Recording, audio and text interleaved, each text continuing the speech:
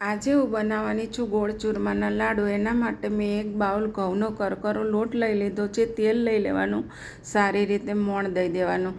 સહેજ ગરમ પાણીથી આપણે લોટ બાંધી લેવાનો છે। મુઠિયા વાળી લેવાના। આ રીતે આપણે સરસ રીતે પ્રેસ કરીને મુઠિયા વાળવાના છે।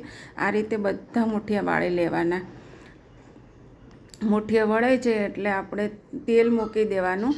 તેલને થોડું ગરમ થવા દેવાનું અને લાઇટ બ્રાઉન કલરના આપણે મુઠિયા તળવાના છે। આપણા બધા મુઠિયા તળાઈ જાય એટલે આ રીતે આપણે થોડો દસ્તો લઈને પ્રેસ કરી દેવાનું, જેથી કરીને હાથ ન દાજે। મિક્સર જારની અંદર આપણે ચૂરમું બનાવી લેવાનું છે। ચૂરમું તૈયાર થઈ જાય એટલે ઘી લઈ લેવાનું, ગોળ લેવાનો। ગોળને કોઈ આપણે પાયો નથી લેવાનો, સાધારણ મેલ્ટ જ કરવાનો છે। ગોળ મેલ્ટ થઈ જાય એટલે આપણે એની અંદર સૂકો મેવો એડ કરી દઈશું। કાજુ, બદામ, કિસમિસ, એલચીનો પાવડર મિક્સ થઈ જાય એટલે આપણે આ બધું ચૂરમાની અંદર એડ કરી દેવાનું છે। મેં 2 ચમચી જેટલું બુરું લીધું છે। સારી રીતે મિક્સ કરી લેવાનું। લાડવા વડે એવું મિક્સ થઈ જાય એટલે આપણે આપણા મનગમતા શેપમાં લાડવા વાળી લેવાના।